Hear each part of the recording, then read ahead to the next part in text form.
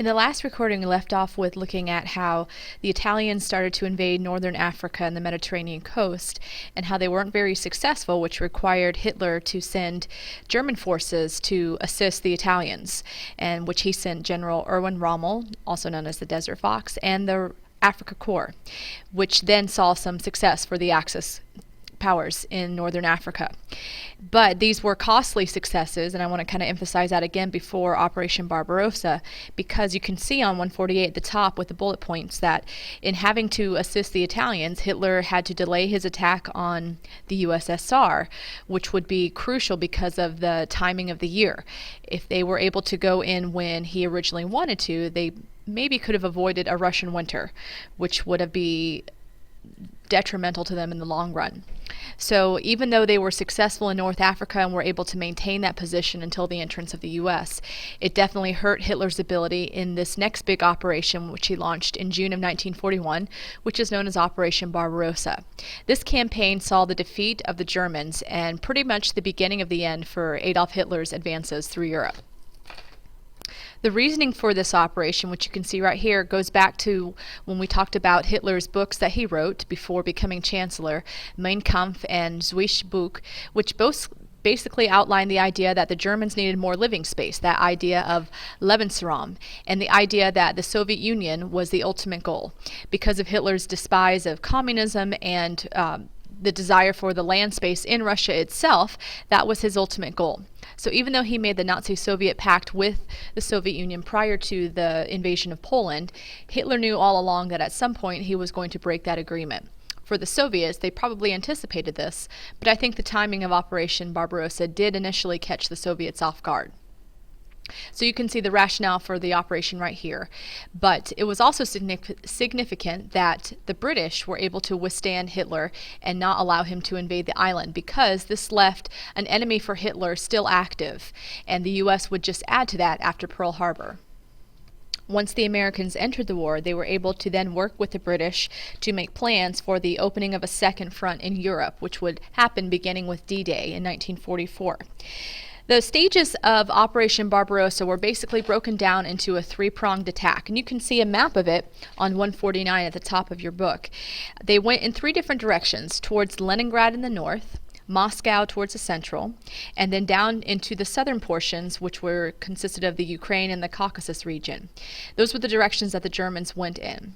They had that initial element of surprise. Like I had said, the Soviets did not anticipate the Germans to break their agreement as soon as they did. Despite being warned by the British, the Soviets did not think that the Germans would break this agreement at this point. Not that they trusted Hitler completely, but they still thought that Hitler was busy with having his hand tied in Europe, and maybe they thought that Hitler would continue to try to press for an invasion of Great Britain. It was bad for the Soviets because, as you can see at the bottom of 148, they were still trying to re-equip their army and air force because of the fact that they had used up a lot of those resources in the efforts to try to capture Finland, which they did, but it was at a high cost. And that was mentioned back on page 143 in the sidebar of the Winter War. Also, we know that Stalin had purged his army beginning in the 1930s, where he executed thousands upon thousands of military officers that he felt were not in line with his goals and his leadership. So his army status was definitely weakened. If you look at page 149 underneath the map, you can see the initial successes that the Germans had in this Operation Barbarossa. They knew that the Blitzkrieg strategies had been very effective across Europe, starting with Poland, and so that was kind of a psychological advantage. And you can also see that the actual statistics of success in the first months of the war: Leningrad was surrounded and besieged. In the south, Kiev was captured. And then by mid-October of 1941, the German army was only 80 kilometers away of Moscow. And you can see the amount of men that the Soviets had lost, a staggering 3 million casualties just in those first few months of this operation. So it was a definite setback to the Soviet Union, who weren't prepared for the amount of this assault, and it caught them off guard. And because their military was not at the point where it needed to be to resist Hitler, this is what allowed the German army to have initial success. And they thought that they would keep going and eventually be successful in the end. But there were some setbacks that happened for the German army, which then allowed for the Soviets to regroup and able to eventually defeat the Germans and kick them out of their country. I think it's particularly interesting to notice what happened with Leningrad. If you look at the sidebar of 149, the fact that it was besieged for so long and how many people died, which were mainly civilians, and that total being more than the American and British casualties for the whole of the war. So that shows you how severe these attacks were in Operation Barbarossa. The civilians suffered dramatically, not just from bombing and gunfire, but also food shortages and constant shelling at their city. So this gives you an idea of how ferocious these assaults were by the German forces and what the Soviets had to endure. So it's definitely to their credit that the Soviets were able to, in the end, resist the Germans and defeat them and turn them back towards their country, which would then spell eventual defeat for the German army. Fortunately for the Soviets, the setbacks that came for the German army were mostly due to weather conditions. In October, there begins the rains that plague the country, and then following that, the severe winter that Russia is famous for. These things spelled disaster for the German army because they were anticipating a quick victory like they had seen with their blitzkrieg before in Europe, so they were not prepared logistically for an attack, a prolonged attack during the winter.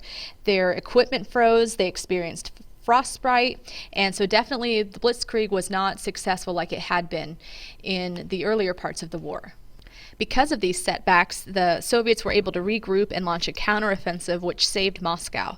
But then, beginning in June of 1942, Hitler decided to make a huge invasion and offensive at Stalingrad, which you can see on the map again on page 149. This was another devastating attack in terms of civilian loss. You can see a photo at the bottom of 149 of how bad the destruction was. But you can also see that the Russians refused to surrender, and they were able to launch a counteroffensive and a pincher movement, which then defeated the Germans. But it was at a huge cost to the Soviets. They lost millions of men in this attack. The Battle of Stalingrad is considered to be the turning point in the war in the East, because at this point the Germans had no choice but to surrender and had to turn back towards Germany.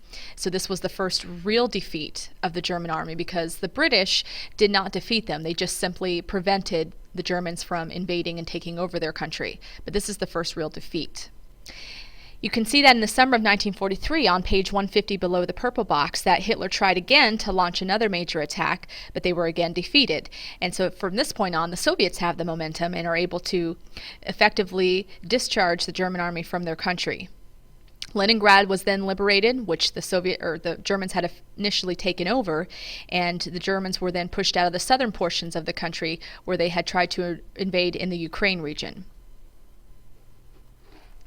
So to wrap up Operation Barbarossa, let's look at the reasons why the Soviets were able to have a victory over the Germans despite how the operation began. If you look at page 150, you can see a list in the bullet points there of the main German mistakes in this operation, mostly because they weren't really prepared.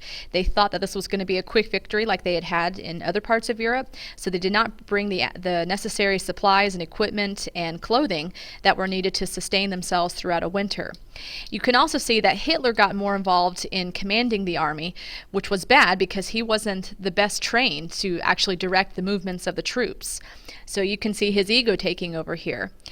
You can also see that the Germans were brutal in their attacks against civilians, which then drove the determination of the Russian people up. They were determined to defeat the German army because of these vicious assaults on civilians. The supply lines of Germany were overstretched. Russia is a huge country land-wise, and it's quite difficult to keep up the incoming supplies of food and equipment that's necessary to sustain the army. So pretty much they were just overstretched. They overthought their ability to have a success quickly. And in contrast to that, you can see on the screen here what the Soviets were doing, which eventually brought them success. Things like greater reliance on tanks and artillery and reforming their air force, using technical and logistical supports like radios in tanks and aircraft. military commanders that were more capable to direct troop movements and make key crucial decisions rather than Stalin himself trying to direct everything like Hitler was doing with the German army. Probably the biggest factor for the success of the Soviet Union is that Stalin devoted the entire economy of the Soviet Union to war production. So everything was centered in the economy around the war. And because of this, they were able to supply their troops with the necessary equipment and food that they needed to keep the fight going. Also, the Allies were starting to contribute more because even though they considered the Soviet Union to be an enemy, at this point now, Hitler was the greater enemy. So they wanted to make sure that the Soviets could effectively resist and defeat the Germans at any cost. So contributions of food and raw materials began to come into the Soviet Union from Great Britain and the United States. And so this definitely helped the Soviets as well. But I think a lot of this had to do with the patriotism of the Russian people. And you can see an example of propaganda that was geared towards civilians to increase their morale on page 151. To me, this is similar to how Churchill motivated the people of Great Britain to resist the Nazi onslaught and to remain intact. They weren't going to give up. It was going to be their finest hour. This is basically what was fed to the people of Russia too by Soviet military and government leadership. And the people responded quite passionately. The civilians did whatever they could to help the soldiers with supplies. Even the church of Russia, the Russian Orthodox Church, was reinstated to provide spiritual strength for the people. And so that shows you the length that the civilian population was willing to go to keep the fight going. We'll pick up next time with the defeat of Nazi Germany, which you can see pictured here, beginning with the fall of Italy's forces and then with Operation Overlord, more commonly known as D-Day, which spelled the end for Hitler.